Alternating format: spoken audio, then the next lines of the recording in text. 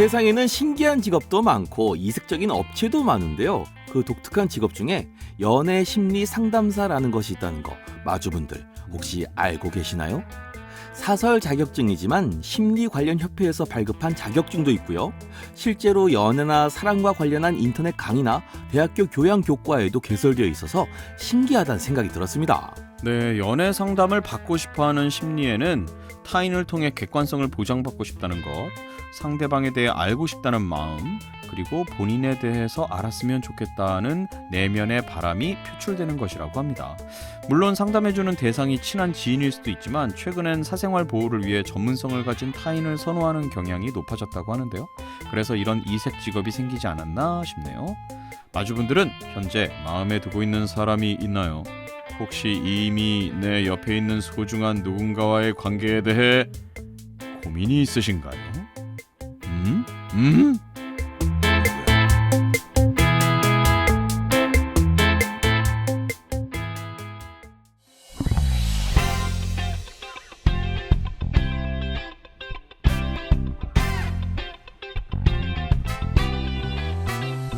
안녕하세요. 오버드라디오 206회 홍범기 신용우입니다. 뭐야 그렇게 하면 상담해줄 것 같잖아. 누구야? 나 이런 거 진짜 잘했는데. 상담? 특히 연애 상담은 뭐 연애 심리 상담사 아니 뭐 이런 거 한번 따보는 거 어때요? 귀찮아요. 그쵸, 맞아요. 귀찮죠.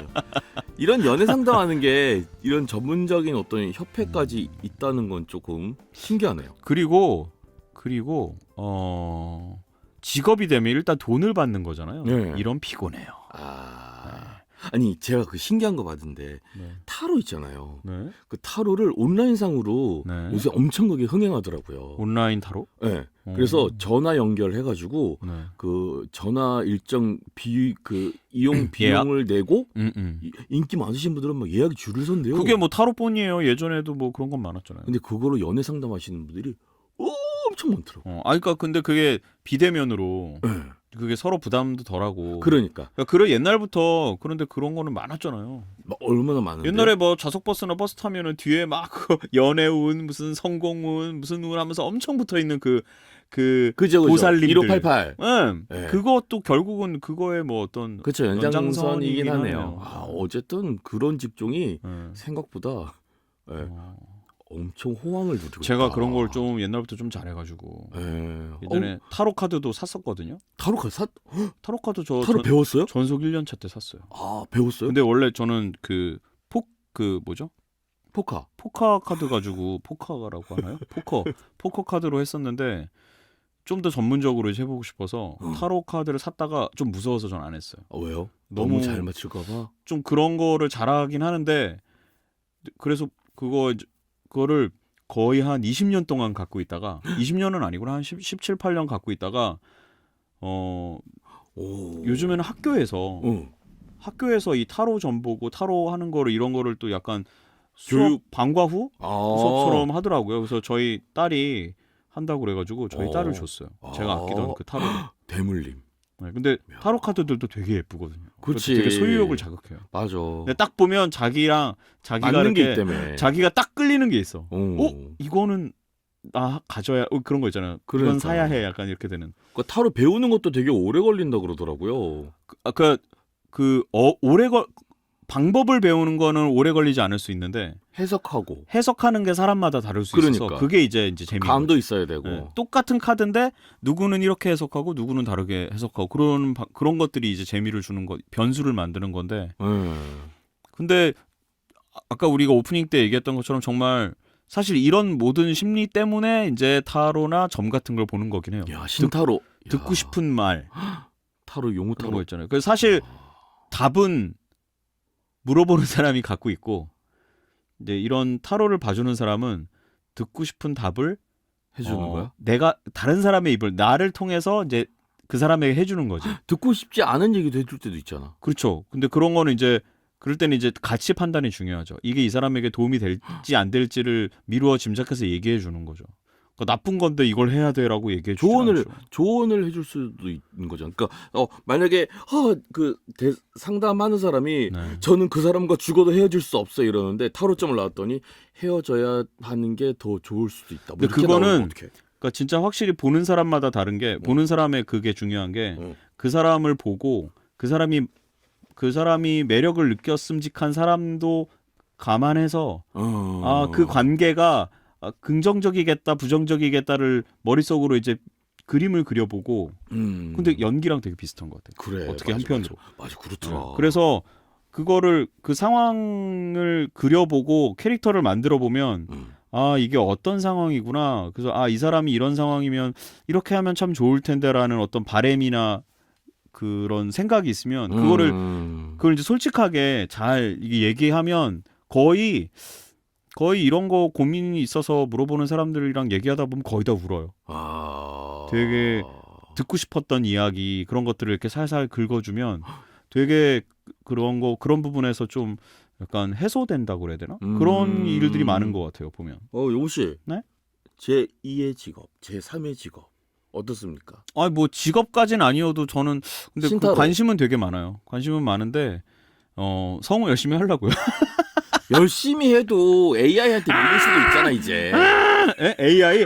그러니까 그 AI가 어쩌면 조금 할 수 없는 부분은 이거는 직관이나 어떤 직관과 통찰 같은 경험치에 의해서 앞을 그 예상하고 뭔가 하는 그런 거라 물론 그런 거 AI가 뭐 갑자기 AI 얘기로 빠지네요. 그러게요. 자, 그렇다고는 하는데 이런 거는 용우타로 상상의 영역이라 기원합니다. 용우타로. 제가 정말 기억에 남는 경험은 예전에 흑인 친구가 있었어요.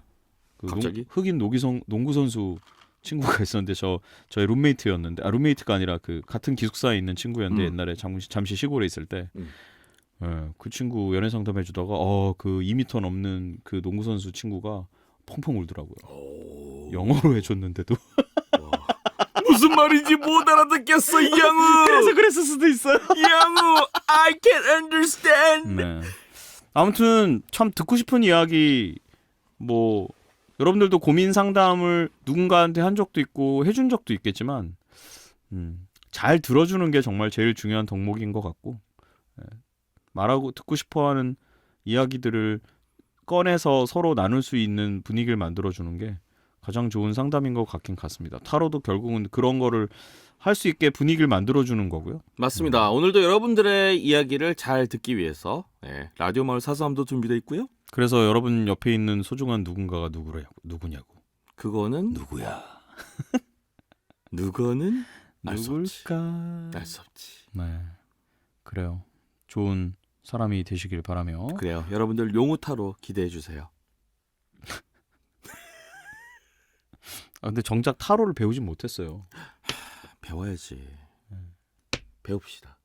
신용 씨. 합시다. 관심은 있습니다. 자, 오버드 라디오 206회. 일단 목소리가 먹고 들어가니까 신용 씨. 예? 어떻게 나도 타로 전보아 주는 걸로 아까 뭐가? 라디오 뭐 하는 거 뭐라고? 스푼 라디오 타로 있어. 스푼 라디오에 그거 하시는 분들이 있어. 진짜?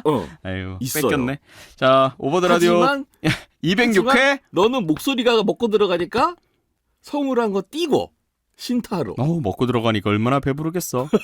206회 시작해 보도록 하겠습니다.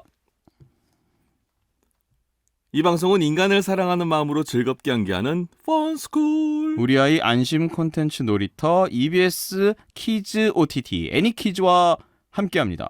너의 사생활이 궁금해 너의 마음속이 궁금해 너의 하루 어떤 이야기들로 가득한지 궁금해 성우 홍범기와 신용우 함께 우리 얘기를 들려줄게 귀호강할 준비는 됐나요 들어봐 오버더 라디오 오버더 라디오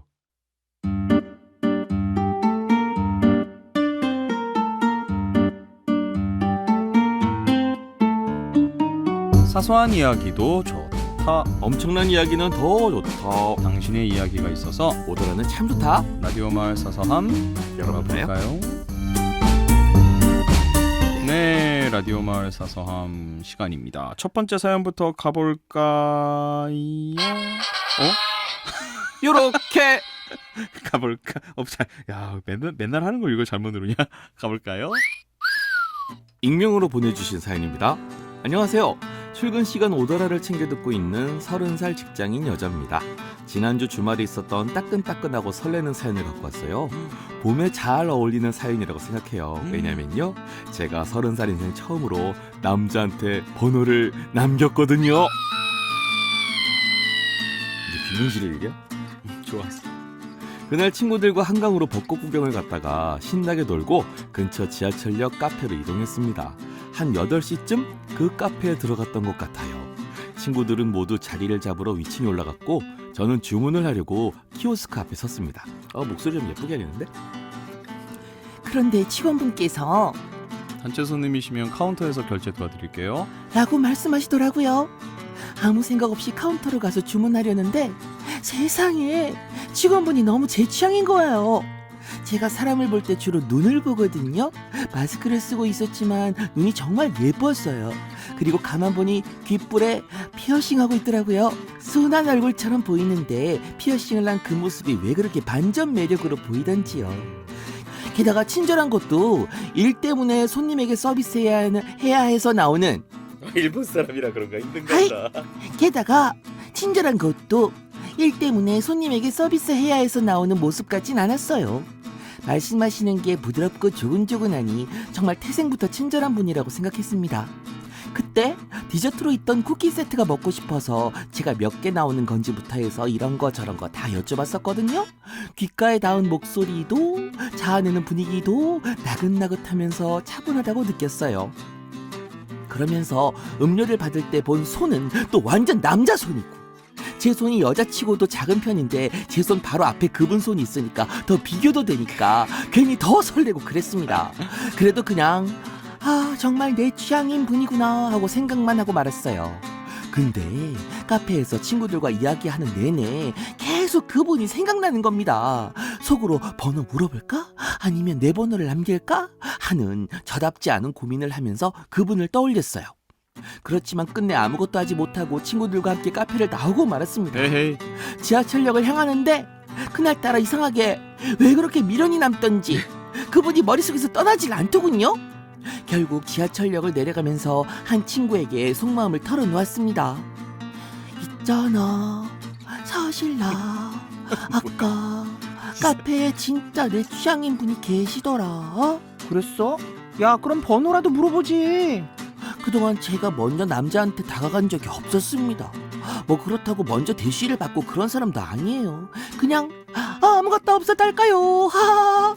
게다가 이미 지하철까지 내려왔는데 이제 와서 뭘 어떻게 하겠어요. 에이, 뭘 그냥 집이나 가야지. 그렇지만 제 표정에서 아쉬움이 많이 보였던 모양입니다. 친구가 야, 그럼 지하철 들어올 때까지 한번 고민해봐. 라고 하더군요. 저도 알겠다고 하고 플랫폼으로 들어갔는데 하필이면 그날따라 지하철이 바로 들어오는 겁니다. 다른 데는 몇 번씩 기다리게 하더니 고민할 틈도 주지 않고 바로 들어오는 지하철이 참 야속하게 느껴졌어요. 곧 눈앞에 멈춰선 지하철의 문이 천천히 열리고 다른 친구들이 하나 둘 안으로 들어서기 시작했습니다. 그 순간 저는 제 이야기를 들어준 친구에게 말을 건넸습니다. 나 아무래도 연락처 남겨야 할 것 같아. 그 말을 듣자마자 친구는 다른 친구들에게 너희 먼저 타고 가. 익명이가 카페에 화장품 놓고 왔다네. 하고 말해주었고 우리는 그렇게 다시 그 카페를 향했습니다. 카페에 들어가 보니 그 직원분이 안 보였습니다. 바로 다른 직원분께 물어봤더니 안쪽에서 등 돌리고 일하고 계신 분을 가리키면서 저 사람이냐고 하더라고요. 제가 얼른 네네! 라고 대답하는 순간 안쪽에 있던 분이 제 쪽을 향해 돌아섰는데 정말 그분이셨어요. 뭐 필요한 거 있으세요? 카운터 쪽으로 나와 묻는 그 목소리에 정말 머릿속이 백지장처럼 하얗게 되고 말았습니다. 그리고 그때부터 저는 말을 엄청나게 더듬기 시작했어요.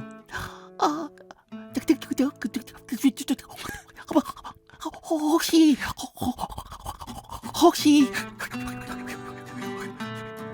아, 우리 마주분을 뭐 어떻게 만드는 거야 지금? 말을 엄청나게 더듬으셨대잖아. 아, 그래, 알았어. 파리하지 말라고. 알았어. 여자친구 있으세요? 네? 저요? 그분은 당황하면서 조금 민망한 듯 수줍어하셨어요. 그러면서 아니요, 없어요. 라고 대답해 주셨습니다. 카운터 앞에 서 있던 저는 너무 부끄러워서 케이크 진영잘 뒤편에 몸을 숨긴 채로 다시 말을 이었습니다. 그럼 제가 연락처를 남겨도 될까요? 근데 부담스러우시면 안 받으셔도 괜찮아요. 다행히 그분이 아, 괜찮아요. 주세요. 라고 하셨어요. 어디에 연락처를 적어드려야 하나 고민하는데 다른 직원분이 냅다 포스트잇과 볼펜을 주시면서 여기에 적으라고 하시더군요. 그래서 저는 그렇게 손을 바들바들 떨면서 제 번호를 그분에게 적어드리고 나왔습니다. 그리고 다음날 낮에 드디어 그분에게서 문자가 왔습니다. 안녕하세요. 어제 땡땡 카페에서 뵀던 땡땡살 땡땡땡입니다. 늦게 연락드려서 죄송해요. 나이를 훨씬 더 어리게 봤는데 생각보단 제 또래여서 안심했어요. 어제 나 때문에 당황했을 텐데 연락 주셔서 감사하다고 답을 드린 다음 저도 바로 이름과 나이를 알려드렸습니다. 아니에요. 오히려 더 멋져 보였어요.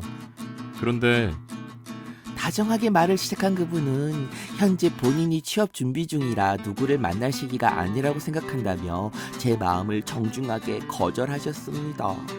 좋은 마음을 표현해 주셨는데 정말 죄송하다고, 저도 앞으로의 나를 응원한다고 연락을 드렸습니다.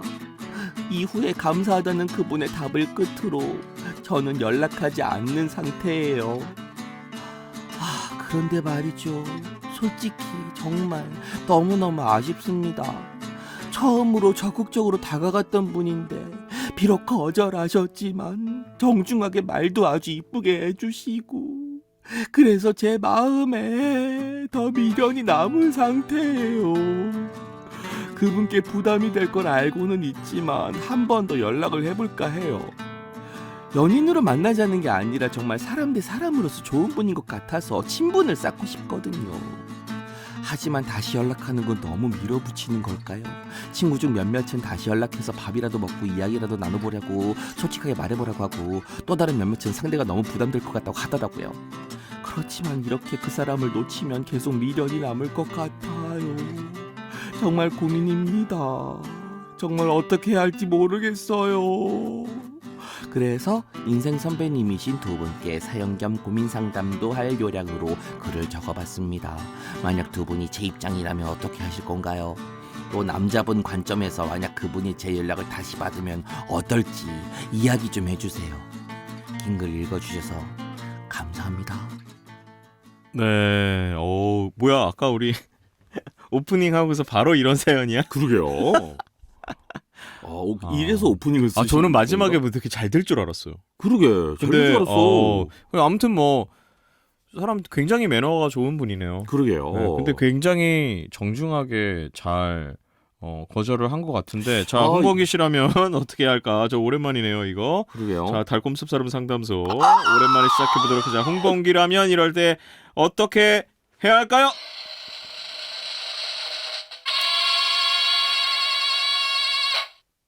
한 번은 더 연락해본다. 아하, 한 번은 더 연락해 본다. 그냥 그냥 쓱 슥. 네. 느닷없이. 네. 음. 한 번은 해보고 너무 아쉽잖아. 이대로 포기할 순 없다. 한 번은 더 해보고 안 되면 뭐 어쩔 수 없고,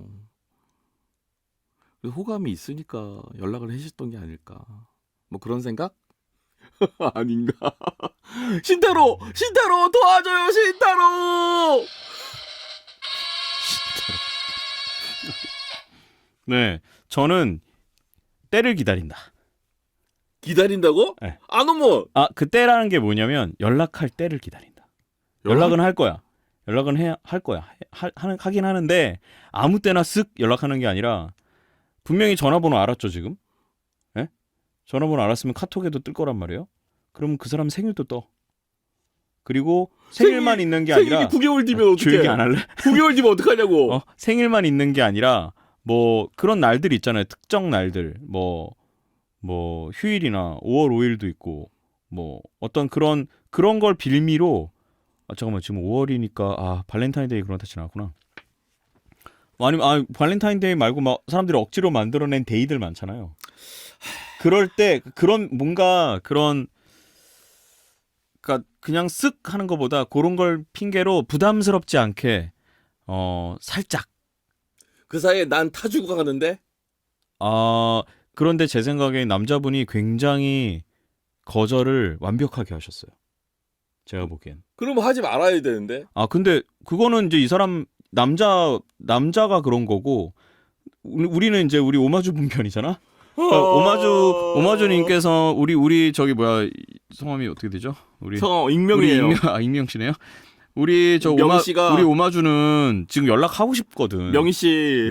연락하고 싶고 근데 사실 오히려 더 연락하기 좀 덜 부담스러운 게 다시 연락해도 될 것 같은 느낌이 드는 게 남자가 너무 깔끔하게 지금 거절을 했기 때문에 그래서 오히려 연락을 할 때 좀 한번 더 해볼까라는 마음이 좀 더 들 수 있을 것 같아요. 자존심 안 상하고. 이 깔끔함이 너무 근데 완벽한 철벽 같은 느낌도 들어서 조금 들긴 해요. 조금 들긴 하는데 그래서 내가 그러는 거야. 그냥 쓱 연락하는 것보다 어떤 날짜나 뭐 기념할 수 있는 혹은 그 사이 여자친구 생기면 어떡하냐고. 그런 것까지 이건 무슨 뭐 진짜 선착순은 아니니까요. 정말 그렇게 초조하면은 안 되고요. 그리고 안 된다고. 이렇게 괜찮은 사람이면 누가 차에 간다고 그새 분명히. 그리고 이미 임자가 있을 수도 있고요. 왜냐면 아까 대답했을 때 이분은 어쨌든 직원으로서 대답을 한 거잖아요. 그러니까 뭐 여러 가지를 고려해서 대답을 했을 수는 있어요. 근데 어쨌든 뭐 본인이 없다고 했으니까 그거는 진실로 믿고 가더라도 아무튼 부담 가지 않는 선에서 살짝 잽을 날리는 정도는 필요하다. 이렇게 그래 부담될 거 알지만 한 번 더 연락해 본다. 연인으로 만나자는 게 아니라 사람 대 사람으로서 친분 쌓고. 그렇죠. 그러니까요. 근데 지금 정도에 연락하면 누가 봐도 사람 대 사람으로 만나자는 건 아니거든요. 나 당신한테 미련 앵간히 있어? 라는 느낌이기 때문에 그냥 뭐 그 동네가 아까 어떤 동네였는지 모르겠는데 그 동네 한강변에 왔는데 그 카페 앞에 지나가다 갑자기 생각이 났어요. 그래서 뭐 그냥 툭 되게 무심하게 되게 막 이렇게 다 계획하고 가는 거 아니야 결국은. 진짜 구질구질해. 아니 그러니까 진짜. 아니 그 연애를 잘하려면 좀 약간 좀 쿨해져야 돼. 어쩔 수 없어. 너무 쿨한 것 같지만 결국 밀당이잖아. 시간 보면서. 아니 너무 뜨겁게 달려들면 이런 남자분은 바로 도망간다고요. 뜨겁게 달려드는 게 아니라. 지금 그러자는 거잖아. 앞뒤 안 보고 막 달려드는 상황인데 지금. 아니야? 그렇게 가면 안 되지. 알아요 그런 거. 그래서 내가 얘기해 주는 거 아니에요. 30살 여자분이시라 그러지 않을 겁니다. 친구들이랑 한강 놀러 왔다가 생각나서 한번 다시 연락해 봐요. 뭐 일 끝나셨어요? 뭐 그냥 가볍게 그냥 굉장히 그래서 저 뭐 일하는 중입니다. 아니면 오늘 뭐 비번입니다. 그럼 네. 그럼 뭐 좋은 뭐 무슨 날 되세요. 그래 아주 쿨하게. 아주 쿨한 상태로 계속 그냥 그렇게 툭툭 잽을 좀 날려주는 게 필요하다. 지친다 지쳐. 어쩔 수 없습니다. 이거 딱 분위기 보니까 진짜. 만일에 일이 되더라도 장기전이 될 것 같은 어떤 그런 모습이 딴 남자 알아봅시다. 딴 남자. 그새 딴 남자 생기면 딴 남자라고 만나면 되죠. 더 좋은 남자 찾아봅시다. 뭐 이렇게 사람이 뭐 아니면 도야. 아니 또 우리 또 신타로 이렇게 나오시니까 제가 조금 더 적극적으로 반대 의견을 좀 펼쳐봅니다. 근데 아무튼 원래 연애는 인내심이 있고 용기를 가지고 인내하는 사람의 편입니다. 용기와 인내는 너무 인내를 가지려면 용기가 있어야 되거든요. 중간에 누가 채가지 않을까? 이렇게 조바심 내다가 일을 그르칩니다. 인내를 한 용기를 뒤로 미루는 거잖아요, 그건. 그러니까 아니에요, 그렇진 않습니다. 물론 그렇진 않죠. 하지만 그런 것 같아요. 보통 되게 괜찮아 보이는 사람이면 다들 저 사람 주변에 누가 막 이렇게 그런 사람들이 많을 거야라고 생각하지만 생각보다 그런 사람들 주변에 사람 없어요. 그거는 다 누구나 다 그렇지만 그렇습니다. 그거는 케바케. 물론 케바케긴 한데 대부분 그래요 보면. 미남 미녀들 주변에 생각보다 별로 사람이 없습니다.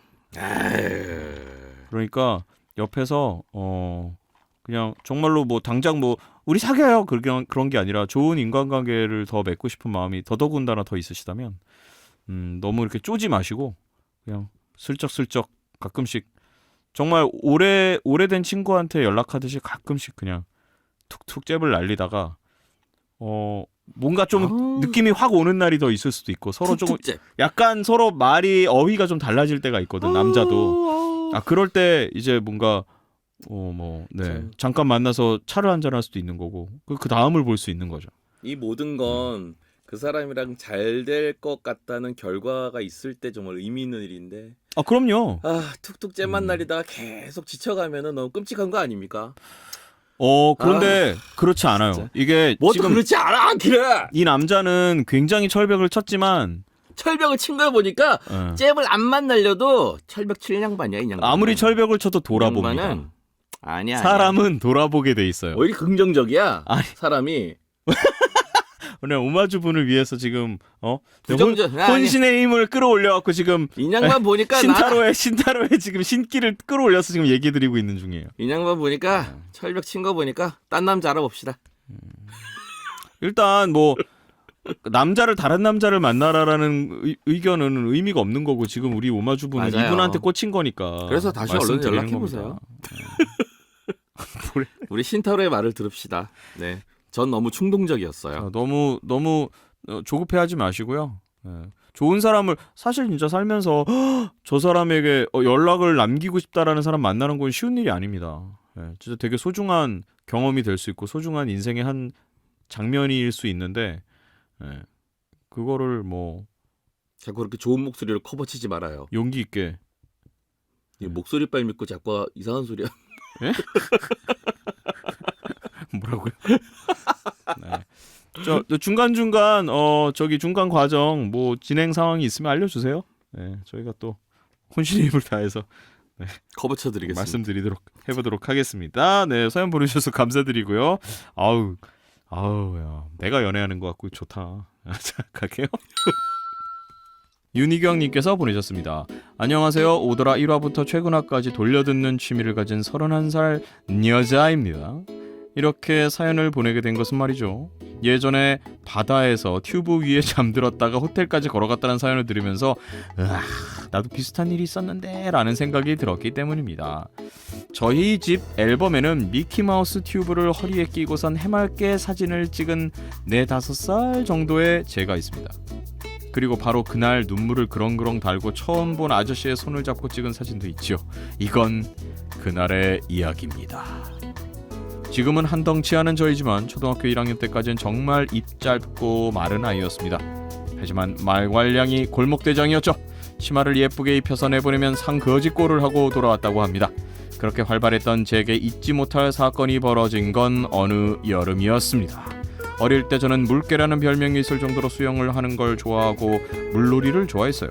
그날도 할머니와 엄마, 이모들, 사촌, 언니, 오빠들과 함께 강원도 동해의 바다에서 신나게 놀다가 슬슬 집에 돌아갈 때쯤이었습니다. 집이 해안가에서 걸어서 5분 거리라 모래만 대충 털고 집에 가서 씻기로 했는데요. 바닷가에 가서 몸에 있는 모래를 씻고 오라는 엄마의 말에 저는 파도가 오가는 곳, 그러니까 어른들에게는 종아리 정도 높이까지 오는데 쭈그리고 앉아서 밀려오는 파도에 몸을 맡기고 있었습니다. 아마 여기 가만히 있으면 움직이는 파도가 몸에 있는 모래를 깨끗하게 가져가 주겠지. 라는 생각이었을 거예요. 그렇게 몇 분이 지났을까요? 몸을 일으켰는데 어쩐지 느낌이 이상한 겁니다. 발이 땅에 안 닿는 기분이더라고요. 저는 혼자 열심히 점프하고 움직인 끝에 간신히 어떤 돌 위에 설 수 있었습니다. 하지만 주위를 둘러보니 어느새 부표 가까이 밀려나와 있는 상태. 멀리 갔다고? 부표 가까이 밀려나와 있는 상태였습니다. 해안가가 꽤 멀리 보였어요. 정말 너무 무서웠습니다. 겁에 질려 엉엉 울고 있었더니 웬 초등학생 정도 보이는 아이가 튜브를 타고 다가와서는 데려다 줄까? 하고 물어보더라고요. 그래서 그 아이의 튜브를 붙잡고 저는 해안가로 향했습니다. 그런데 해안가 중간쯤에 도달했을 무렵에 그 아이가 이제 발이 닿을 거라면서 절 두고 가는 게 아니겠어요? 어린 저는 강한 파도에 휩쓸려 뒤로 밀릴 수밖에 없었습니다. 결국 그대로 발이 닿지 않는 깊은 물에 빠지고 말았습니다.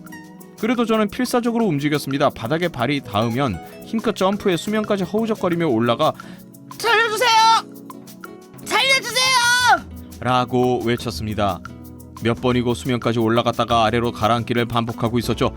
그러다 끝내 서서히 힘이 빠지기 시작해서 전부 포기하려는 순간 갑자기 커다란 무언가가 저를 쑥 잡아당겼습니다. 쑥! 그게 바로 저와 함께 사진을 찍은 그 아저씨였답니다. 아저씨는 절 꼭 아는 채 해안가까지 성큼성큼 걸어 나와서는 저희 가족 앞에 섰습니다. 자기 딸이 뜬금없이 어떤 아저씨의 품에 안겨서 오니 가족들은 아주 당황할 수밖에 없었습니다. 엄마는 유괴범이냐고 아이를 빨리 내놓으라고 소리치셨어요. 어머니! 그런데 아저씨는 그런 모습에 당황하기는커녕 엄마와 어른들에게 당신들이 부모냐고, 애가 물에 빠졌으면 응당 구하러 가는 거 아니냐면서 오히려 더 무겁게 화를 내셨습니다. 저희 엄마는 아저씨의 그런 태도를 보고 많이 당황하셨다고 해요. 그래도 이후에 어찌어찌 서로 이야기하면서 오해를 풀 수 있었습니다. 알고 보니 그때 저희 엄마와 가족들은 제가 바다에 들어가는 것부터 보고 계셨다고 합니다. 몸을 씻는가 싶었는데 더 깊은 물로 들어가는 걸 보고 제가 더 놀고 싶은가 보다 하고 그냥 두셨다고 하더라고요. 중간에 필사적으로 뛰어올라 팔을 허우적대던 것도 멀리서 봤을 때 가족들에게 나 잘 놀지, 나 수영 잘하지, 어때? 나 멋지지, 나 캡이지. 캡이지 이때 시절에 맞춰 하고 자랑하면서 손을 흔드는 것처럼 보여서 같이 손을 흔들어 주셨다고 하시더라고요.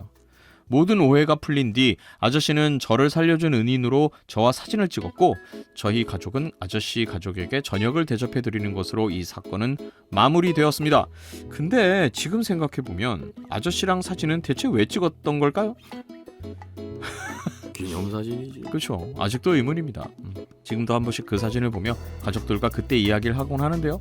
엄마는 뜬금없이 내 아이를 안고 와서 본인에게 대뜸 욕을 하며 화를 내던 그 아저씨가 당시엔 정말 너무 이상했다고 그러십니다. 오죽하면 그때 뒤에 있던 이모에게 112를 누른 전화기를 슬며시 넘겨주셨다고 하시더라고요. 아무튼 그날 이후 초등학교 졸업 때까지 저에게 바다는 들어갈 수 없는 곳이었습니다. 어쩌다 바다로 물놀이를 가더라도 발만 담그고 종아리 위로는 절대 들어갈 수 없을 정도로 트라우마가 생겼더라고요. 지금에야 이렇게 웃으면서 이야기하는 거지 그때 그 일이 어린 저에겐 너무 충격적인 사건이었습니다. 25-6년이 지난 지금도 생생하게 기억이 날 정도로요. 혹시 오더라 식구들도 기억나는 어릴 때 사건이 있나요? 궁금하네요. 늘 재밌게 진행해 주시는 두성호님 항상 재밌게 들고 있으니 파이팅 하시고 환절기 감기 조심하세요 라고 보내셨습니다. 네. 네, 우리 윤희경님 어우 위험했네요. 위험했어. 물놀이는 참 이렇게 위험한 순간들이 정말 물조심 해라 맞아요. 항상 어른들이 하시는 이유가 있죠. 순식간에 네. 정말 큰일 납니다. 맞습니다. 실제로 안 좋은 일이 워낙 많이 일어나니까 맞습니다. 정말 항상 신경 써야 되는데 그런 기억 있어요? 물놀이에서 위험했던 적? 물놀이 저는 어렸을 때 그 지금도 수영을 잘 못하긴 해요. 그 어렸을 그래요? 때 바다에서 놀다가 약간 그런 무서운 경험이 있긴 했었어요. 그래서 물을 그렇게 좋아하지 물에 않습니다. 빠져서 막 좀 힘들었던. 네. 어렸을 때. 전 아주 바다에선 그런 적이 없는데 정말 우습게도 실내 수영장에 갔다가 실외였구나. 실외인데 어쨌든 그냥 수영장 실외 수영장처럼 돼 수영장이 돼 있는 곳이었는데 물에 빠져서 숨을 못 쉰 거예요. 물에 빠졌어요. 물을 엄청 먹었어요. 그런데 일어나니까 되더라고요. 바닥에 발을 디디고 일어나니까 근데 그냥 일어날 수 있는 깊이였는데 약간 미끄러지면 발이 미끄러져서 빠졌던 맞아. 거예요. 그래서 물을 엄청 먹었는데 그때 그 수영장 수위 낮아졌다고. 제가 많이 먹었어요. 엄청 아주. 그때 수영장 물을 먹어서 제가 이렇게 된 거예요. 발성 좋아졌다고 그때 물 먹어가지고 호흡량, 폐활량 커지고. 몰골이 이렇게 됐다는 얘기였는데. 몰골이? 네. 아무튼 그런 적도 있었고, 아이를 키우면서 이제 그런 적도 해수욕장 그 파도풀 같은데 가면 애들 이렇게 배에다가 이렇게 튜브 끼워 놓으면 되게 안전할 것 같잖아요. 아니야, 뒤집히면 큰일 나. 그러니까요. 제가 그걸 몰랐던 거예요.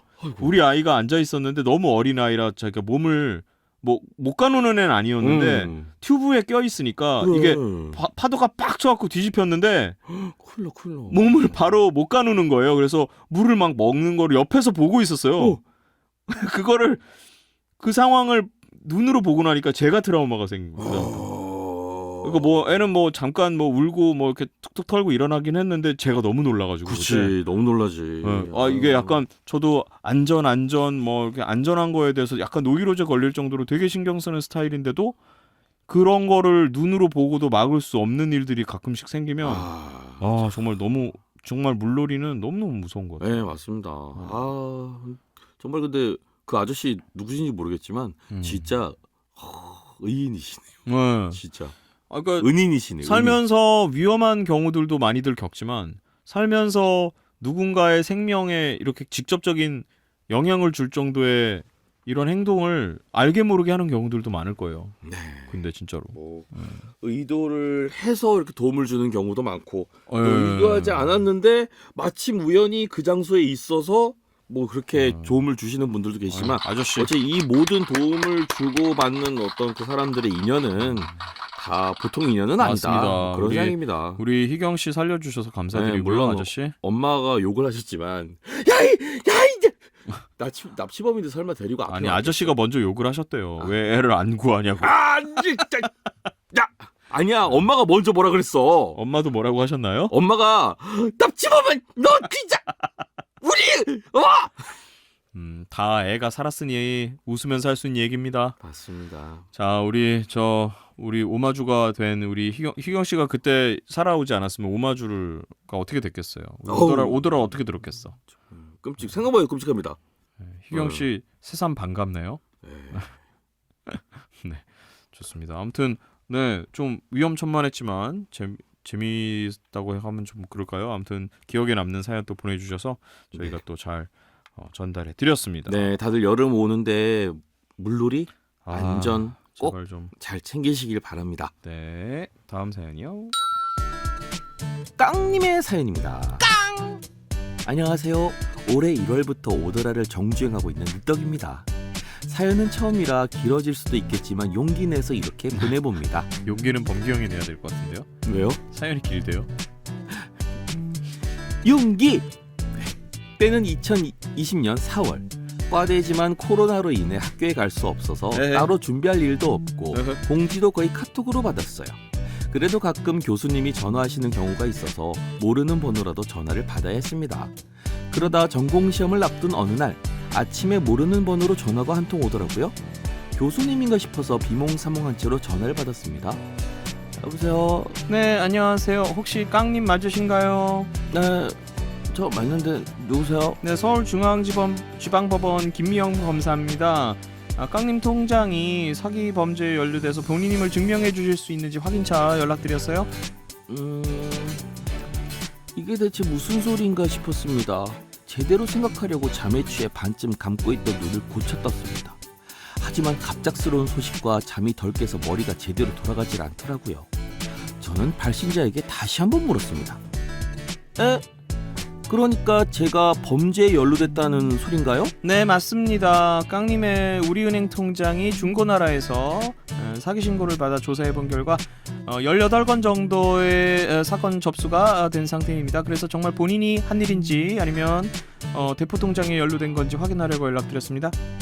이 말을 듣는 중간부터 잠이 탁 깨서 땀이 삐질삐질 흘렀습니다. 중고나라에 가입한 적도 없고 사기를 당했으면 당했지 사기 칠 성격은 못 되거든요. 솔직히 너무 무서웠습니다. 저는 그런 거 하나도 몰라요. 제가 한 일이 아닌데 어떻게 본인 인정해야 할까요?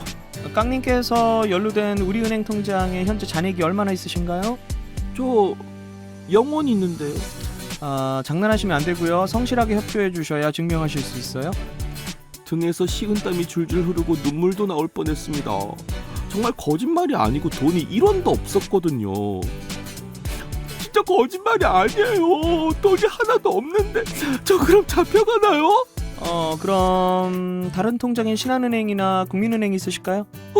저 국민은행 있습니다. 그 통장엔 얼마 있으십니까? 저는 울먹이면서 조용히 영원히요 라고 대답했습니다. 순간 정적이 흘렀어요. 발신인은 제가 거짓말을 하는 줄로 알았겠지만 그때 전 코로나로 인해 다니던 알바도 잘리고 용돈도 다 써서 정말 한 푼도 없었습니다. 잔액을 말을 하면서도 아무것도 없는 제 자신이 너무 슬프게 느껴졌어요. 그렇다면 카카오뱅크나 토스는 갖고 계실까요? 원래 1금융권만 가능한데 인증하셔야 해서 여쭤봅니다. 이번에도 안 되시면 법원으로 직접 방문해 주셔야 합니다. 저 카카오뱅크도 계좌 있습니다. 그 계좌도 영원이실까요? 네. 아마 이 사연을 듣고 계신 오마주님들은 이미 눈치채셨을 겁니다. 그날 제게 온 전화는 다름 아닌 보이스피싱이라는 사실을요. 하지만 당시 저는 보이스피싱인지 전혀 몰랐습니다. 그렇다면 카카오뱅크의 비상금이나 저금통에도 가지고 계신 게 없으신 겁니까? 잠시만요. 한번 확인해 볼게요. 검사님! 저 12만 원 있습니다. 비상금 통장에 어버이날 선물로 모아둔 12만 원 있었는데 뭐가 좋다고 그리 자신 있게 말한 건지 이제와 생각하니 너무 창피하네요. 하지만 그때는 인증을 할 수 있다는 생각이 너무 기뻤던 것 같아요. 여튼 제 말을 들은 보이스피싱범은 다행이라면서 계좌를 불러줄 테니 12만 원을 입금해달라고 했습니다. 그 말을 듣자마자 저는 일말의 의심도 없이 곧바로 그 귀한 전 재산 12만 원을 입금해드렸습니다. 하지만 보이스피싱범은 거기에서 만족하지 않았습니다. 그런데 금액이 너무 적어서 본인임을 입증하기엔 조금 부족하네요. 100만 원 정도 추가 이체가 가능하십니까? 뭐 부모님이든 주변의 도움을 한번 구해보시는 건 어떨까요? 저는 아무 생각 없이 바로 대답했습니다. 저 부모님이 없는데요. 아이쿠, 죄송합니다. 이만 끊겠습니다. 그렇게 갑자기 전화는 끊어지고 말았습니다. 저는 그저 무심히 부모님은 일 가셔서 집에 없다는 뜻으로 얘기한 거였는데 그 보이스피싱범은 순간 제가 고아인 줄 알았던 모양입니다. 보이스피싱범의 황당한 착각으로 12만 원을 끝으로 마수에서 벗어나긴 했지만 상황이 모두 정리된 것은 아니었습니다. 급작스럽게 통화가 끝나는 바람에 저는 당황스러웠습니다. 도대체 본인 인증이 된 건지 안 된 건지 그걸 알 길이 없으니 겁이 덜컥 났어요. 그래서 반쯤 오해하면서 바로 엄마에게 전화를 걸어 아침에 일어난 모든 상황을 설명해드렸습니다.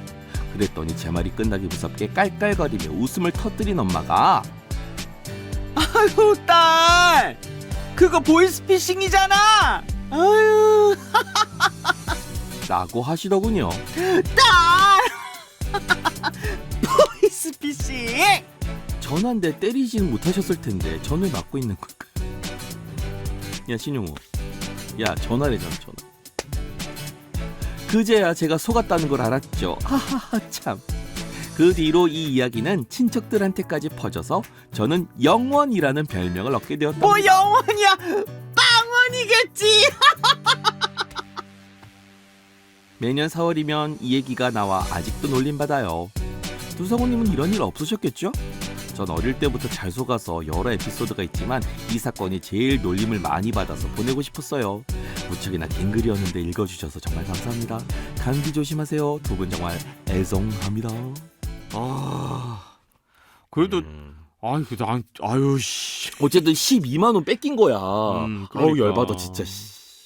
12만 원도 엄청 귀한 12만 원이었대잖아요. 진짜 어버이날 선물 살 또 모아놓은 건데 뺏겼단 말이야 진짜. 정말 이렇게 돈이 한 푼도 없을까요? 근데 학생들은 학교 다닐 때 통장 빵원 넣은 적 없어요. 저는 몇 근데 정말 번 있었어. 김미영 검사라고 하지는 않았겠죠? 그냥 김미영은 그냥 붙이신 거 아닐까요? 김미영 팀장. 그것 때문에 그냥 만드신 것 같긴 한데 이때 이름을 이게 기억이 나겠어? 기억하고 설마? 계시다면 천재. 그러니까 야. 진짜 김미영 검사일 수도 있지만 어차피 없는 사람이니까. 네. 이런 전화 받은 적 있어요? PC? 아니 전그 없어요. 사기 전화 피싱? 받은 피싱? 적은 없어요. 피싱 전화? 네, 받은 적. 저는 있는데. 뭐래요? 예? 그냥 뭐래? 끊으라고 했죠 제가. 아. 무슨 지방법원 예 끊으세요. 그때 지방법원 끊으시라고요. 그랬더니 아무 말 안 하고 뚝 끊던데요. 빨리 다른데 또 일해야 되니까 네, 빨리 끊으세요. 끊었네. 네. 네. 단호했네. 내가 딱 듣고서 이게 그거구나 싶어. 네 끊으세요. 요즘은 워낙 수법이 또 놀라워져가지고 이런 전화는 하지도 않잖아요 요즘은. 그리고 예전에 이거 어쩌 유튜브에서 봤나 봐요. 어떤 분이 근데 말투가 약간 그 중국 쪽 연계된 분들이 많잖아요. 그래서 이런 피싱 전화가 딱 왔는데 중국말로 그 사람이 중국말을 잘하니까 중국어로 했나? 야 너도 참 힘들겠다. 너도 참 힘들겠다. 아 그걸 중국말로 한 거야. 중국말로. 아. 생 중국말로. 생 중국말로. 근데 그 상대방이 아무 말 안 하고 있다가 야 너 이거 하고 얼마 받냐? 너 진짜 야 너 너 이거 하고 얼마 받네? 고생이다 이 시간까지 그랬더니 갑자기 그 사람이 그렇다고 힘들다고 그런 얘기하는 거 몰라 이게 뭐 주작인지는 모르겠으나 유튜브에 그런 게 있어서 되게 웃기게 봤는데 요즘은 사투리도 안 쓰고. 그래요? 예. 감쪽 같아요? 그러니까 그 중국 사람들이 안 하는 전화들이 많아요. 우리나라 사람이 네. 하긴 뭐 어디 가서 뭘 인출하세요 막 그런 거는 말투가 훈련을 잘 받은 건지 음. 아니면 진짜 우리나라 사람인지 모르겠지만. 근데 여전히 사건 사고 그 뉴스에 네. 피싱 보이스 피싱에 당하는 분들 뭐 카페에 있는데 뭐 옆에 있는 사람이 뭐 중간 연결책이었다는 등 뭐 전화 받는 걸 보아하니 그 사람이 당하고 있는 것 같아서 뭐 그날 하필이면 맞아요. 휴가 내고 있던 경찰이, 보고서 뭐 네. 잡았다는 등 맞아. 그런 일들이 종종 있는 걸 보면 많은가 봐요 진짜로. 수법도 점점 대담해지고 전화가 또 그 이상한 번호가 아니라 가족 이름으로 걸려오잖아요. 전화. 이름이 그러니까 내가 엄마를 어떻게? 어머니라고 저장을 했으면 어머니라고 뜨고 전화 번호는 아닌데. 번호는 아닌데 근데 그 글자가 뜨니까 번호를 확인 안 하는 거야. 그냥 받는 거지. 그러면 속는 거지. 이제 받으면 조심해야 돼. 케바케겠다. 어떻게 저장해놨을지 모르니까. 그렇죠. 근데 그게 우리 엄마 전화번호 이상하게 저장해놔야겠다. 가족들 이름을 나만 아는 호칭으로 저장을 해놔야겠다. 그게 아마 근데 그게 그렇게 되나? 그것도 아마 바꿔서 자동으로 뭐 그런 게 있다 그랬었어. 상상을 다 초월합니다. 야, 진짜. 정말 여러분 너무 무섭습니다. 여러분 조심하세요. 네. 조심하세요. 세상이 왜 이럴까요? 네, 이제 뭐 신용우 목소리로 전화 갈 수도 있습니다. 이게 네? 네, AI가 네. 신용우 씨 목소리 흉내를 수도 그건 있어. 100% 보이스 피싱이네. 이런 거는 너무 속기 너무 어렵죠? 누가 봐도 보이스 피싱이지 그건. 너무 속기가 너무 어려워. 차라리 안 하는 일 못해. 안녕하세요. 서울중앙지방법원 신용우 검사입니다. 네, 과거에 성우일을 했던 신용우 검사입니다. 용우님, 용우님 검사 되셨어요? 끊겠습니다. 아 웃기겠다. 아무튼 정말 좀 걱정도 됩니다. 이 사연은. 아유. 네. 벼룩의 간을 빼먹었네. 12만 원. 아니 12만 원이 말이 12만 원이지 이게 얼마입니까 도대체. 아, 그리고 이게 옛날 일이잖아요. 12만 원이 훨씬 더 큰 돈이었다고. 이게 아니 이분이 진짜. 언제 분일 줄 알고 자꾸만 옛날 분 옛날 일이야. 옛날 일. 2020년 4월. 그렇게 옛날은 아니다. 아휴, 아무튼 네 정말 웃어 넘길 수만은 없는 정말 이걸로 많은 피해를 입으신 분들도 있을 만한 말해 뭐합니까 진짜. 그런 일이라. 이런 거 우리가 웃기면서 가볍게 얘기하면 진짜 큰 욕 먹습니다. 이건 심각한 일입니다. 진짜. 예. 네. 보통 당신이 그렇게 만드세요. 내가요? 아이쿠 이런. 죄송합니다. 아니에요. 뭐 저도 뭐 만만치 않습니다. 아이쿠 이런. 죄송합니다. 한번 웃겨보겠다고 말실수 참 많이 합니다만 아무튼 저 깡님 이 정도이길 정말 다행이라는 생각도 들고요. 네. 그 참 순진하신 분이네요. 네. 근데 어떡합니까? 사람들을 색안경 끼고 살면서 일부러 막 그러니까 막 째린 눈으로 보면서 살 수도 없고요. 그럼요. 저 속이려고 들면은 법조인들도 속는데요. 보이스피싱은. 보이스피싱 근데 전세 사기 이런 거 진짜 맘만 먹으면 사기 치려면 속는데요. 아무도 생각할 수 없어. 아 그거 있잖아요. 뭐. 진짜 예전에 그 얘기 들은 적 있어요. 그 사이비 종교 네. 그런 거에 특히 그 고학력자들이 그리고 아무튼 지위가 네. 그 사회적인 지위가 높거나 돈이 많거나 어. 고학력인 사람들이 그렇게 많이 있대요. 왜 그렇지? 그냥 우리가 일반적으로 생각해도 저게 말이 돼? 어떻게 저걸 믿어라고 싶은데 생각보다 생각보다가 아니라 그냥 진짜로 그런 사람들이 야, 되게 많대요. 그럼 사이비 종교 활동할 시간이 좀 있으신가 보다. 아니 그 예전에 뭐 진짜. 방송으로도 막 나왔던 그런 그 사이비 종교에 대한 그런 것도 보면 음. 거기에 각계각층의 굉장히 그 엘리트 집단의 사람들이 다 그 종교를 사실 알고 보면 믿고 있었다. 뭐 야, 그것 때문에 되게 맞아. 충격 막 그러잖아요. 네. 근데 그게 약간 그런 게 있대요. 사회적으로 약간 그런 심리를 이용하는 거라 하더라고요. 아. 그런 엘리트 사람들은 설마 내가 그래 이게 똑똑하고 뭐 많이 배우고 그러니까 뭐 아무 그런 소용 문제가 없어. 아닙니다. 설마 이게. 내가 그런 거에 이런 거에 그러면서 이제 한번 했다가 어떤 계기로 인해서 한번 믿게 되거나 그러면 게다가 자기 주변에 내가 믿는 누가 그거를 내가 믿는 선배가 내가 되게 멋있게 생각하고 평상시에 굉장히 우러러보던 누군가가 그 종교를 믿는다. 그러면 되게 그런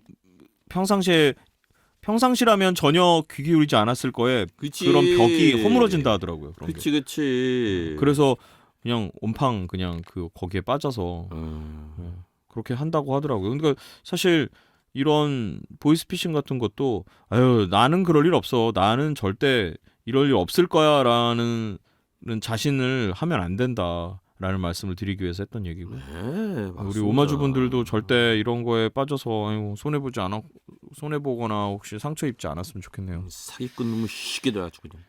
조심합시다, 여러분. 우리 모두. 자, 이렇게 해서 오늘 사연 네. 총 세 분. 세 분. 네, 익명님, 윤희경님, 깡님께는 저희가 선물 보내드릴게요. 소정의 상품 보내드리도록 네. 하겠습니다. 자, 여러분들도 라디오 말사삼 지난번 시간에 제가 공지 드린 대로 여름 바캉스, 여름 여행, 여름 휴가 여름 휴가에 관련한 재밌는 에피소드 그리고 뭐 이렇게 좀 재미없었어도 되지만 네. 기억에 남는다. 심지어 좀 무서웠다. 뭐 이런 얘기도 좋죠. 추천 스팟, 추천 맛집도 좋고요. 여름 여행 다니면서 아니면 이 네, 집은 각박한. 진짜 가지 마라. 아 여긴 정말 별로였다라든 것도 좋고요. 뭐 우리끼리 뭐 우리가 뭐 지금 뭐 대단한 뭐 그런 엄청 영향력 있는 인플루언서는 아니니까. 아니니까 뭐 우리가 뭐 불매를 하거나 그러자는 얘기는 아니고요. 맛 없는 거 얘기하면 좀 그렇다. 그러니까 맛있는 거는 맛있는 추천할 거 수 얘기해 있으니까. 줄게. 추천. 맛 없는 것도 얘기하세요. 저희가 알아서 걸러서 말은 할 테니까 뭐 상호를 구체적으로 얘기는 안 하더라도 어쨌든 네. 공유를 할 수 있으니까요. 네. 근데 맛있는 건 또 우리가 또 웬만하면 나누면 나누면 좋지 하지 맙시다. 않겠습니까? 고소 들어오면 안 되잖아. 명예훼손으로 고소하면 안 되니까. 아니 왜요? 먹고 맛이 없었다는 말도 못해요? 그거를 우리끼리만 하면 되지. 우리끼리 하잖아요. 그래요. 아닌가? 우리가 뭔가 어떤 그래요. 자 나는- 오버드 라디오 나는 신영우 씨 안전을 위해서 하는 얘기예요. 감사합니다. 라디오 마을사삼 206회 여러분과 함께 나눠보았습니다. 또 많은 사연 또 보내주세요.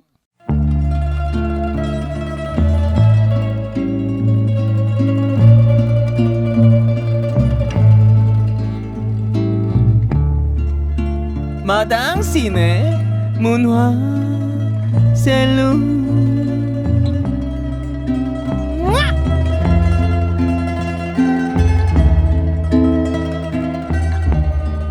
네. 마당씨님 안녕하세요, 마당씨니에요. 여전히 안 칼지. 세상에 오랜만이네요. 마당씨님. 네? 문화살롱인데 네. 좀 문화적으로다가 해주시면 안 될까요? 문화라는 것은 다양성? 저작거리에 있는 것도 문화고요. 문화의 다양성을 네. 위해서 이렇게 암요. 상욕을 하시겠다. 암요. 알겠습니다. 꼭 하겠다는 건 아니고 가리진 않겠다 정도로 이해하시면 되겠어요. 좀 가려주셔도 될 텐데. 젠장! 너무 노출되시는 것 같습니다. 가려주세요. 노출 별로예요. 네, 가려주세요. 네, 마당씨님 오랜만에 오셨는데 오늘은 어떤 왜 그래? 어떤 문화를 알려주실 절 건가요? 가리긴 어렵네요. 오늘 오랜만에 왔죠? 마당신의 문화 살롱 어떤 분이 또 어떤 문화를 또 소개해 주실지 함께 보시죠. 들으시죠. 뿅. 안녕하세요. 오버더 라디오 청취자 여러분. 마당신의 문화살롱으로 인사드리게 된 성우 장미입니다. 반갑습니다. 제가 추천하는 문화생활. 문화는 전시예요. 제가 최근에 다녀온 맥스 달튼 영화의 순간들이라는 전시입니다. 현재 육사마트에서 하고 있고요. 그리고 요게 되게 길게 전시를 했었는데 올해 5월 말까지 하는 걸로 알고 있어요. 요 전시를 제가 추천하는 이유는 일단 저도 요 얘기를 들으면 제 살 깎아먹기긴 한데요. 연기를 하는 사람으로서 제가 좀 영화, 드라마, 만화 이쪽이랑 좀 멀어요. 아, 영화의 순간들 내가 이해할 수 있을까 하고 따라가 봤는데 생각보다 유명한 작품들이 되게 많아서 바로바로 이해할 수 있고 바로바로 스밀 수 있었다. 그래서 영화를 많이 안 보시는 분들도 굉장히 만족하실 것 같고 영화를 좋아하면 더 오케이예요. 그 영화 작품 하나하나에 QR이 있거든요. 그래가지고 그거를 찍으면 음악 어플로 넘어가서 그 OST가 흘러나오는 그렇게 해놨더라고요. 그거를 아마 영화 좋아하시는 분들이 들으시면은 그 한 장면을 진짜 실제로 영상으로 보는 듯한 그런 느낌을 느끼실 수 있지 않을까 생각이 들고요. 그리고 맥스 달튼이라는 분이 아르헨티나 분으로 알고 있는데 봉준호 감독님 영화도 굉장히 재밌게 보셨나 봐요. 그래서 봉준호 관이 따로 있어요. 그래서 되게 전망이 좋은 전경이 진짜 탁 트여 있는데 거기에 봉준호 관이 있거든요. 그래서 우리나라 영화의 위상도 같이 느껴보시면서 포토존도 엄청 많으니까 가족, 연인 모두 친구까지도 함께 가서 재밌게 즐길 수 있는 전시가 될 것 같아서 제가 추천을 했습니다.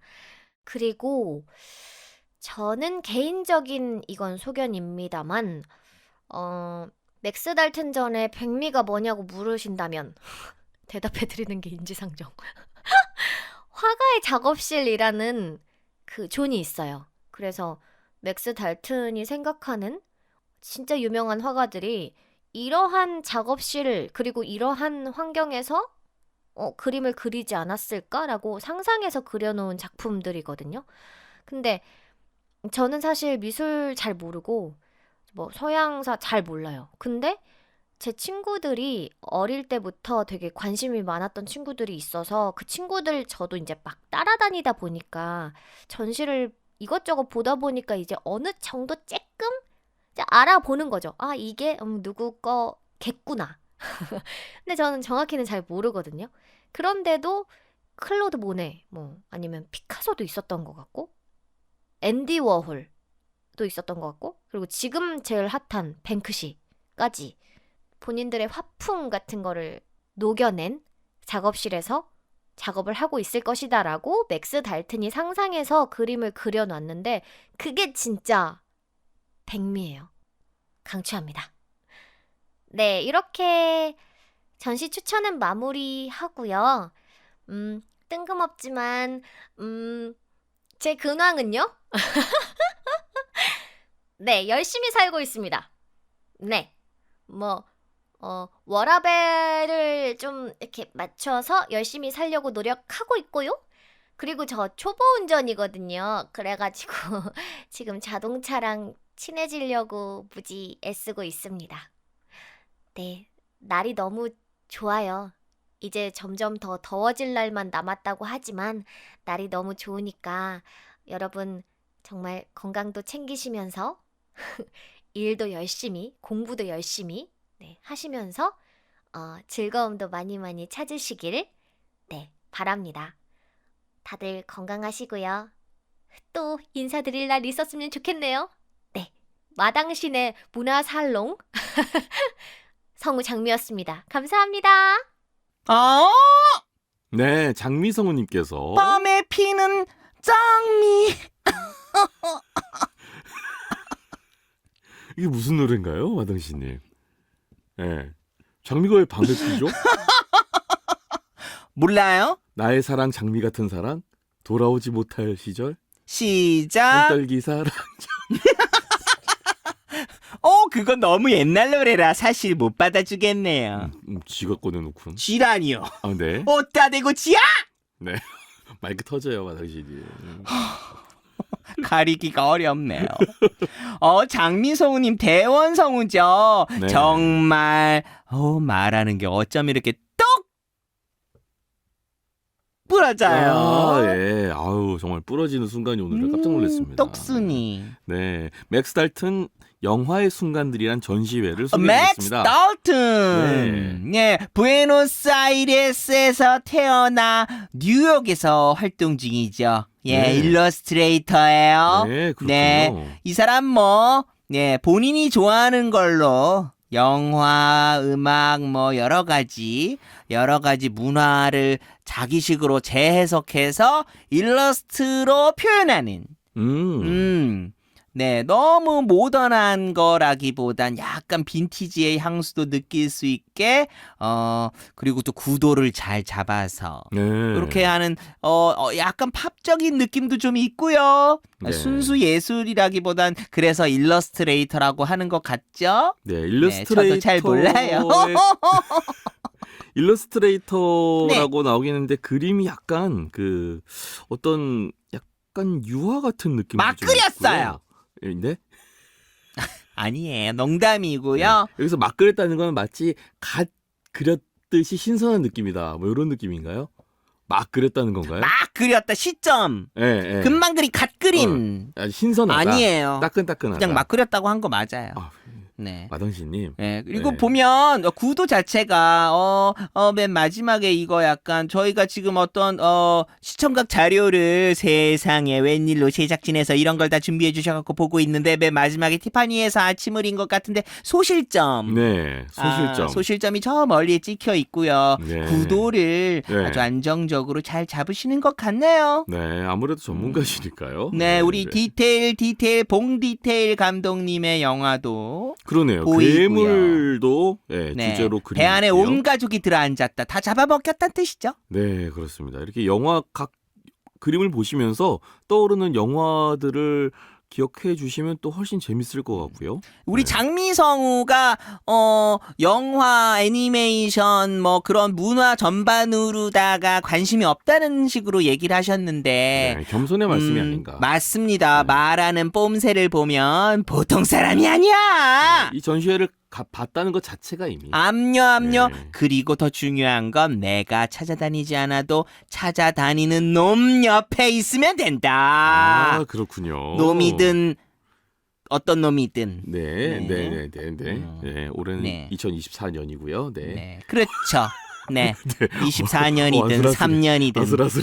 네. 네. 아무튼 좋은 친구를 또 뒀네요. 우리 장미성우의 평상시 인품을 좀 미루어 짐작할 수 있게 하는 어떤 맞습니다. 거 아닐까. 네, 맞습니다. 아니 어떤 좋은 친구가 이런 전시회 데리고 다니겠어요. 그러니까요. 좋은 친구 두는 것도 중요한 일이야. 네, 함께 즐길 수 있는 그런 분들이 있다면 네, 같이 이렇게 가보시는 전시회 거 보고 좋겠습니다. 한강변 걷다가 카페 들려서 마음에 드는 카페 직원 전화번호도 따고. 아, 그러네요. 네.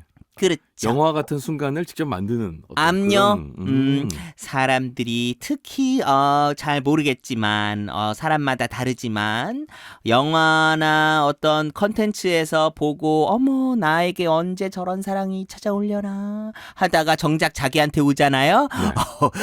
겁내고 도망가요. 아, 그 겁내는 이유는 뭘까요? 본인이 정작 그 씬의 주인공이 됐다고 했을 때 네. 그 부담감 아, 그것을 견디지 못하는 거죠. 견뎠을 때 꿈꿀 이제 순 있으나 현실이 됐을 때 그 괴리감. 네. 그거를 그런 거 견뎌내는 아닐까 사람은 싶어요. 영화 주인공이 될 수 있겠네요.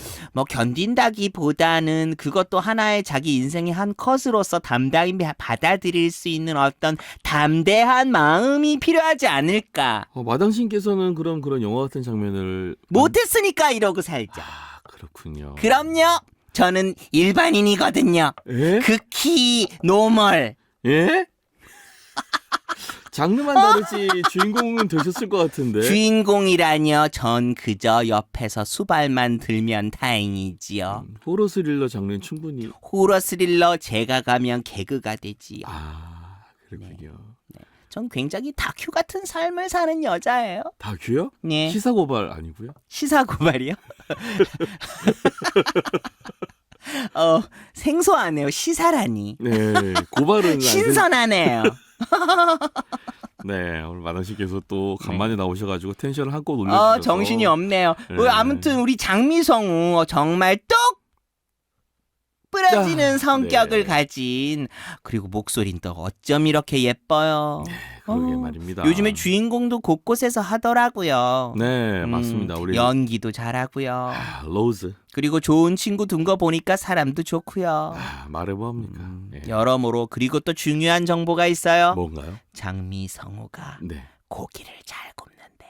아 그런 귀한 정보는 어디서 또 알아보셨나요? 장미성우가 얘기해 주더라고요. 그렇군요. 그리고 주변에서도 얘기하더라고요. 아, 네, 그렇군요. 고기 잘 굽는 친구 두는 거. 왜요? 그래서 고기를 잘 구워서 옆에 이렇게 박물관도 가고 좋은 친구를 둘 수 있었구나. 아, 이게 다 고기발인가요? 여러분, 고기를 잘 구웁시다. 아, 그러면 좋은 친구가 생겨요. 그렇군요. 고기를 잘 결론이 구워야 한다. 웃기네요. 고기를 잘 구워야 한다는 문화를 퍼뜨리기 위해서 오늘도 마당씨께서 문화살롱을 아무튼 우리 장미성우가 소개해준 맥스 달튼 영화의 순간들이라는 전시고요. 네, 전시회가 근데 24년 5월 31일까지입니다. 네. 얼마 남지 않았습니다. 우리 방송 나가고 한 일주일 남은 것 같죠? 네, 안타깝네요. 안타깝긴요. 일주일이면 얼마나 많은 시간인데. 뭐 그렇긴 합니다. 네. 여기에 우리 장미성우처럼 좋은 친구와, 네, 또 혼자 가는 것도 물론 맛이지만, 네, 이런 때 좋은 날씨에, 네, 63빌딩 갔다가 한강 고수부지도 나가고 라면도 한 그릇 먹고 카페 가서 커피도 마시고 좋잖아요. 네, 그렇습니다. 네, 5월 31일까지 연중 무휴로 한다니까 한 번쯤 가서 맥스 달튼 네가 뭐 어떻게 그린 안 보자 하고 한번 또 편견 없이, 예, 그리고 막 즐겨주세요. 이 사람 막 그린 것 같아. 갓 그린 것 같은 네. 느낌. 네, 그러니까 네, 예술이란 거, 네, 그렇습니다. 쉽게 받아들이면 무지하게 쉬운 거고요. 네. 어렵게 받아들이면 무지하게 어려운 거예요. 네. 네, 맞습니다. 맞습니다. 오늘도 네. 예술을 우리 곁으로 한 걸음 더 가까이 가져다 주신 한 걸음 마당씨께 스텝 바이 스텝 오 베이베 받아주는 거예요, 홍병기. 네, 고마워요. 마당씨께 감사 인사드리겠습니다. 왜 보낼라 그래요? 네? 왜 보낼라고? 하지 마세요. 안 가셔도 돼요. 안 가면 어쩌라고? 안 가면 우리 또 계속 작품 얘기해야죠. 예, 마당신의 문화 셀롱 오랜만이었어요, 여러분. 네, 마당씨. 다음에 또 봐요. 안녕. 뿅. 근데 저기 앉은 멋쟁이 두 남자 자꾸 나의 맘 후끈 달아오르게 해. 어쩔 수 없잖아. 그래 오늘 밤도 그대와 홍범기 신용우 함께해요.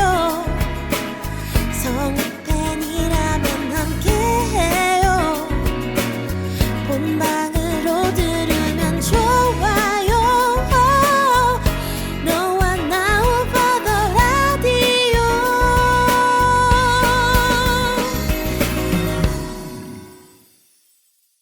오버 더 라디오. 네, 네. 만두송까지 듣고 오셨습니다. 마당씨님. 근데 뭐 범기 형이랑 무슨 이렇게 엔딩을 한다거나 네. 뭔가 서로 이렇게 소통을 전혀 안 하네요. 자기가 하고 싶은 대로 하고 인사도 제대로 안 하고 그냥 가네요. 마당씨님은 그렇게 해야죠. 아. 네, 그렇죠. 또 한바탕 쓸고 가셨습니다. 그게 매력이 아닐까 싶어요. 제가 보기엔 범기 형이 약간 마당신을 다루는 방법을 이제 터득한 것 같아요. 기싸움하면 안 돼. 내버려 둔다. 방임지. 내버려 둔다. 네 멋대로 하게 내버려 둔다. 그녀의 매력을 한층 더 살리기 위해서는 그런 또 생각을 해줘야지. 와우. 반갑네요. 오랜만에 문화살롱. 오랜만에 나왔네요. 알롱달롱 살롱. 자, 오버더 라디오 정리 공지 시간입니다. 네, 정리하겠습니다. 오버더 라디오 사연 보내주실 곳이 있습니다. OT라디오 네이버닷컴으로 사연 보내주시면 되겠고요. 제목에 뭐 이렇게 타이틀, 저는 뭐 사연이에요, 뭐예요 이렇게 적어주시면 머릿말. 적어주시면 저희가 분류하기 조금 쉬우니까요. 부탁드리겠습니다. 자, 오버더 라디오 오늘 206회였고요. 네. 본방 5월 22일 방송 이제 마무리할 시간이 다가왔습니다. 네, 그렇습니다. 날씨가 점점 더워지고 있는데 건강 관리 잘 하시고요. 네, 맞습니다.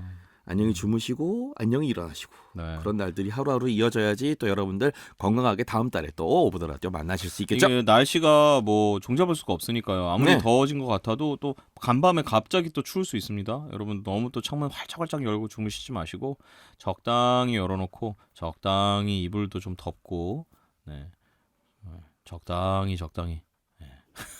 너무 또 자, 극단으로 달리는 또 취침하지 마시고 밤에 보통 온도 기온차 때문에 감기들 많이 걸리니까 조심하시고 여름 감기 좀 독하잖아요 또. 언제 감기는 안 독한가 싶네요, 진짜. 감기가 사시사철. 근데 여름 감기 있으니까. 걸리시는 분들 보면 되게 뭐 사실 5월 말인데 여름 감기라고 얘기하기 좀 그렇습니다만 네. 아마 분명히 더울 텐데 더울 때 보통 다들 에어컨 켜니까 다들 더워서 냉방병과 에어컨 켜는데. 에어컨 감기를 동시에. 다들 더워서 네. 에어컨 켜는데 자긴 감기 걸려서 그 곤란한 경우들이 있거든요. 그러니까 그쵸. 참. 맞죠.